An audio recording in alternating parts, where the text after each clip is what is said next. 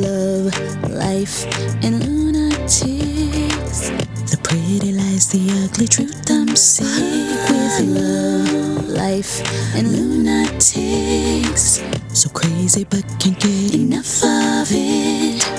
Welcome to Love, Life, and Lunatics, a podcast where I share personal stories about my life, my loves, and some crazy situations that I unfortunately got myself into. Sometimes I'll have a guest who will also share a story or two about a time that changed their life or had a hand in making them who they are today. So, hang out with me for a little while and enjoy Love, Life, and Lunatics.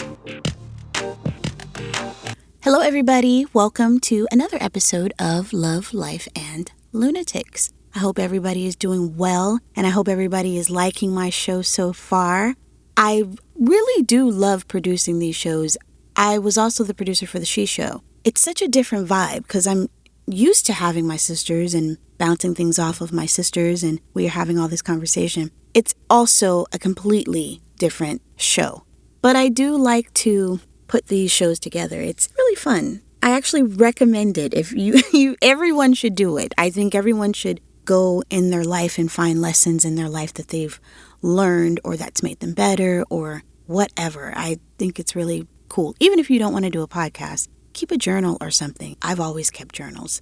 I think it's great just for reflection and to also learn about who you are and change certain things about yourself if you want to, and just enjoy your life a little bit more. That's what I look at these shows as. I'm having a great time doing it. All right, so this episode is called Weak in the Knees. In the fall of 2010, I was feeling myself. That year was a lot for me, but that summer, I was determined to make a change for the better. I couldn't control other people, but I could control me. Like many people, I have struggled with my weight for the majority of my life. I'm never going to be super thin. I'm short with muscular legs and an athletic build. I'm a mesoendomorph. It's a real thing. Anyway, I decided to go on the very strict HCG diet. I would special order the HCG and take it sublingually. I was allowed to eat certain fruits, vegetables, and proteins, but I could not eat more than 500 calories. The HCG would supply the rest of the calories I needed. I stopped eating sugar, which was hard because I love cake and other sweet treats. Before I knew it, I dropped 9 pounds in the first week.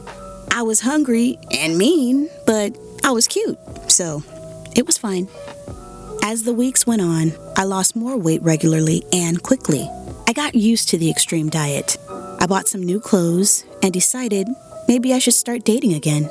I had recently ended things with someone, but I was no longer mourning that situation.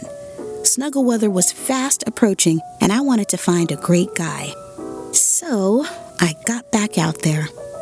I'm an inquisitive person. I like to learn new things about people. I ask a lot of questions, and I'm a good listener. I tend to listen more than I talk. Until we get to know each other, then I'm a blabbermouth. I met some interesting men and some not so interesting men. One man asked to move in with me. He told me he would only stay for 4 months. This was our first date. One guy talked about himself so much, he seemed to forget I was even there, and I fell asleep. We were at a coffee shop. I stayed consistent with my diet and was feeling and looking great. I went out with a guy who was a paramedic. Let's call him Rudy. Rudy was very nice. He was funny and he was attractive. We decided to go to dinner at a place where I could get the kind of boring food I was used to. Dinner was perfect.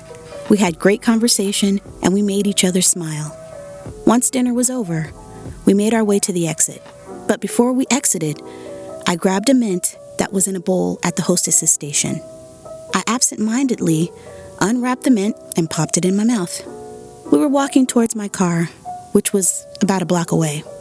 We continued to talk when I started to feel funny. I saw my car and tried to focus on it. He's talking and I've stopped listening. I can only focus on getting to my car. It was right there. My eyes started to get a bit blurry. As soon as we were in front of my car, my arms went weak and I dropped my purse. "Oh, let me get that for you," Rudy said, quickly bending down to retrieve my purse. As he stood up, my knees went weak and I fell to the ground. What was wrong with me? "Are you okay?" he asked. "I don't know," I said. As I spoke, I felt the mint in my mouth. This was a candy mint. It has a lot of sugar in it. I hadn't had any sugar for 2 months. I quickly spit it out, like a hooligan. He picked me up and laid me on the hood of my car. He began asking me if I was a diabetic. "No," I said softly. I couldn't move my arms or legs. He asked if he could use my phone to call anyone to better explain if I had any conditions. "You can call my mom," I said. He took my phone and called her. They spoke for a minute. Then he began rubbing my legs to get my circulation going. "It was the candy you ate," he said thoughtfully. "Reintroducing a high amount of sugar into your body after not having it for a long period of time can cause your body to freak out," he said. My mom was still on the phone. "How do you know that? What's going on? Is she okay?" She screamed into the phone. "I'm a paramedic. She seems to be doing fine now," he explained. And I was feeling better. I was slowly able to regain the use of my arms and legs. Finally, I sat up, still on the hood of my car. He examined my eyes, my heart rate, and my breathing before he pulled me off my car and steadied me on my feet. We reassured my mom that I was okay before letting her go. He rubbed my arms. "Sorry about this," I said softly. "Don't be sorry. I'm used to it. Helping people. Not on a date, but I'm glad I was here to help you." "Me too." We talked for a little while longer until he was sure that I would be okay to drive. We said our goodbyes and never saw each other again. We did keep in touch on the phone until that fizzled out. I made sure to stay away from the after-dinner mints at restaurants on future dates. But I hope Rudy is doing great.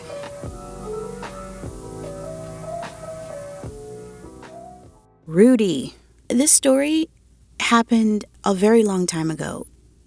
I was very fortunate to have Rudy there because I wouldn't have really known what to do in that situation. I just think God puts people in your life where they're supposed to be at a certain time just to show you something.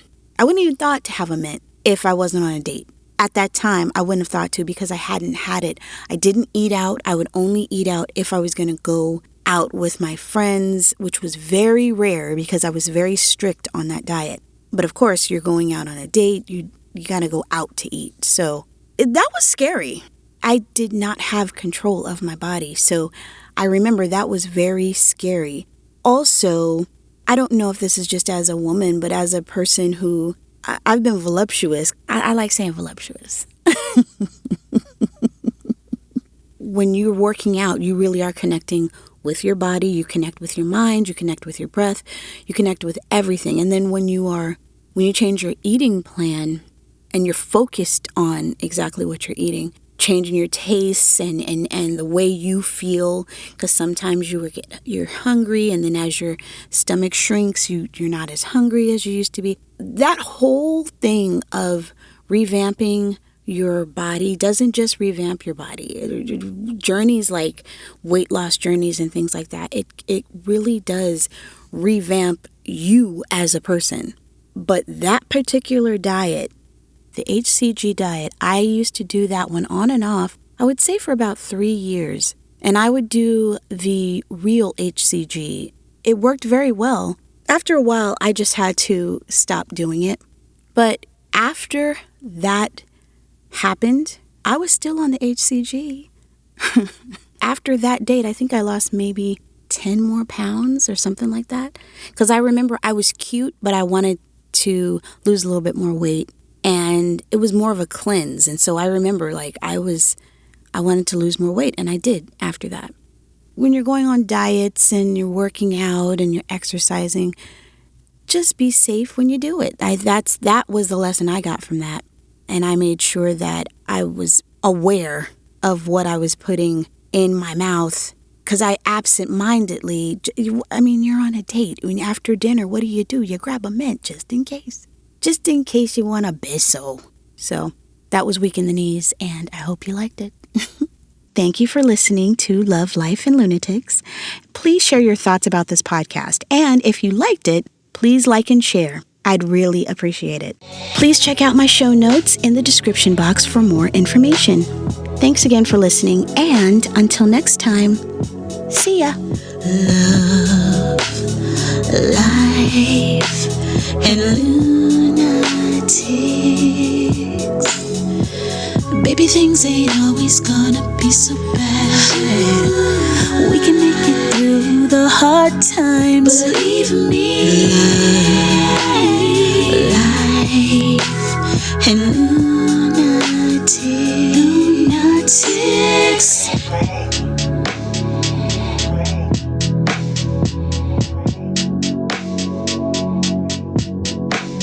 Love.